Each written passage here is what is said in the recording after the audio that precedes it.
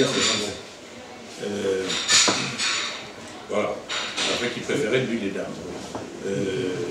Et alors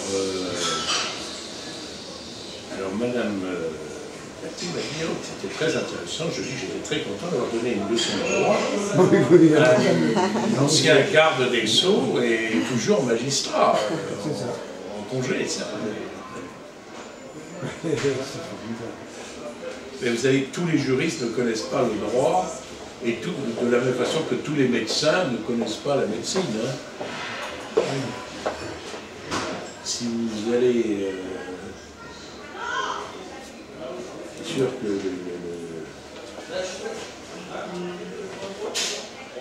l'oculiste l'ophtalmo a des compétences limitées en gynécologie et vice-versa. On va peut-être commencer malgré tout. Oui, Norman est descendu voir si... On ne veut pas pénaliser ceux qui sont à l'heure. Oui. Dès que Norman revient...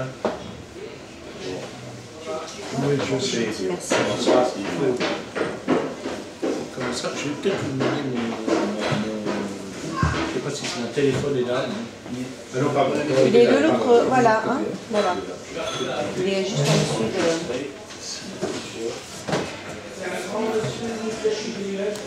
Ah, il donne la consigne.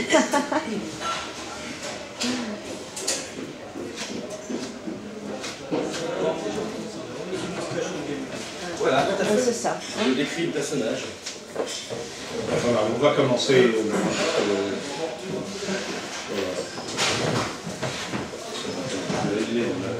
On a parlé maintenant avec ces affaires, on fait tout.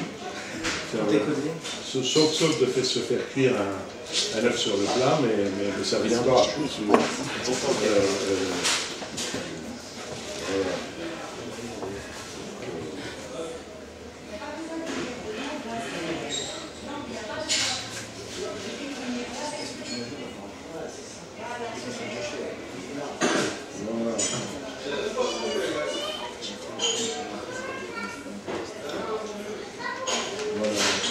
Eh bien, messieurs, merci beaucoup de vous être déplacés. Je demanderai à l'honorable assistance de ne donner aucune approbation, encore moins improbation à mes propos, pour que ces messieurs puissent poser toutes les questions qu'ils souhaitent, si toutefois ils souhaitent en poser.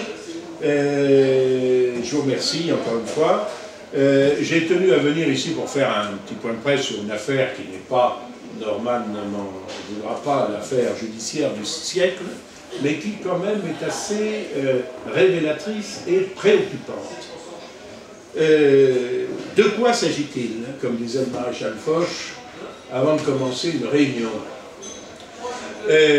Monsieur Méchain a reçu, comme d'autres élus, comme le maire de Jardin, une vidéo d'une réunion que tenait monsieur Kovacs, alors qu'il était candidat, vous me corrigerez si je dis une erreur, sans hésiter, alors qu'il était candidat à l'élection municipale de Vienne.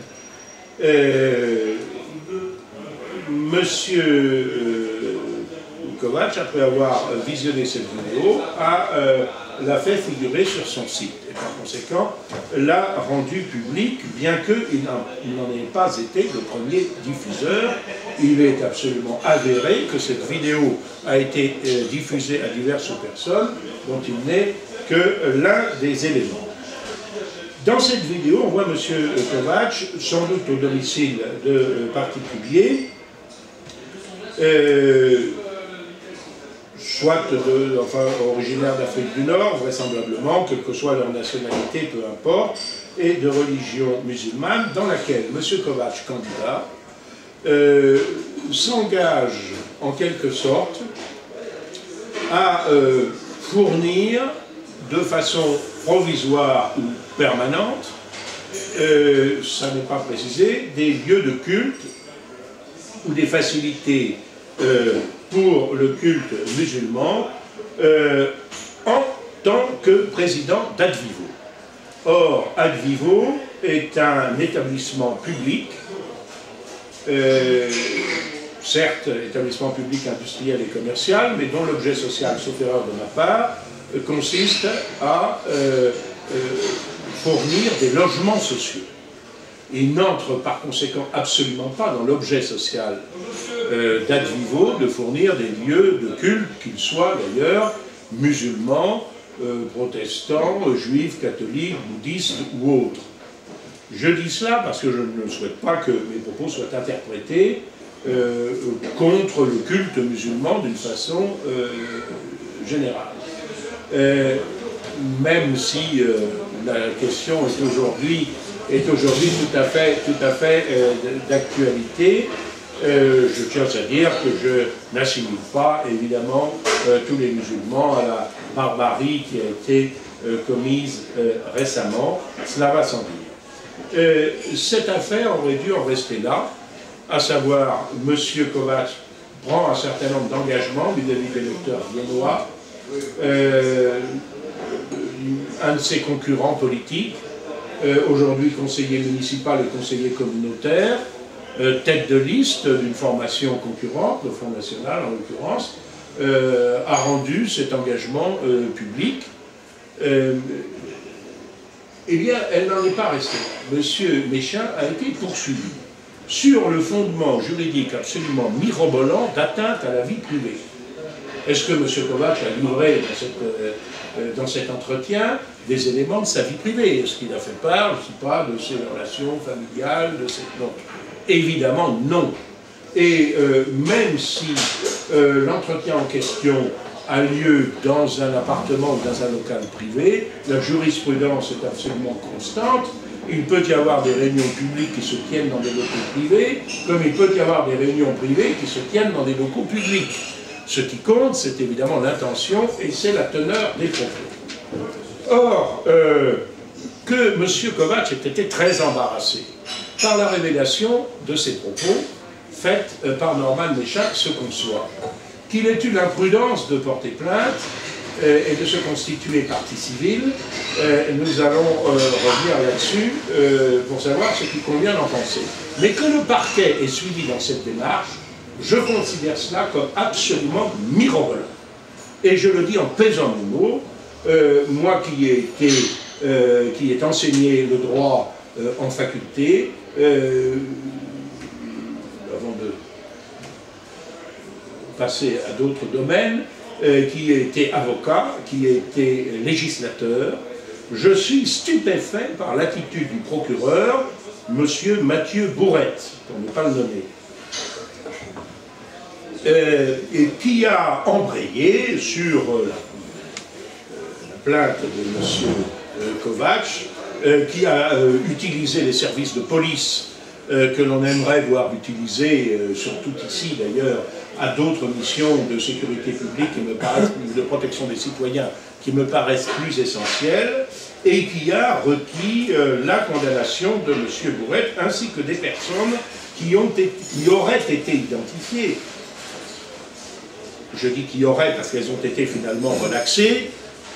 Je ne me prononce pas du tout sur la matérialité de ce qui leur été reproché, mais qui auraient été identifiées comme ayant pris cette vidéo.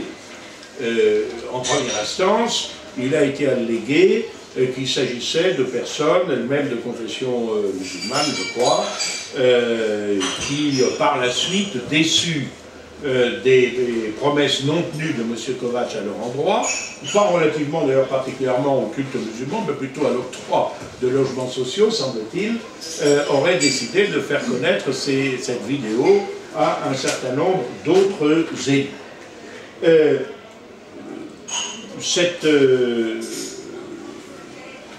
Les personnes chez lesquelles se tenant la réunion étant défendues par, je crois, un bâtonnier en exercice et un ancien bâtonnier, dont, sauf erreur de ma part, l'un ou l'autre, ou les deux, figuraient sur la liste de M. Kovacs et sont eux-mêmes élus municipaux. Autrement dit, la ficelle politique était tout de même un peu grosse. Il se trouve que M. Mathieu Bourrette, grâce notamment aux diligences de maître François Hérault, dont je salue, qui est retenu par une audience aujourd'hui et qui par conséquent ne peut pas être des nôtres, mais qui m'a prié de vous faire savoir que si vous vouliez davantage de précision là-dessus, il me permettait de vous donner son numéro de téléphone personnel. et qu'il est tout à fait prêt à répondre à vos questions. Grâce donc aux diligences de Maître François Hérault, jeune et brillant avocat, Monsieur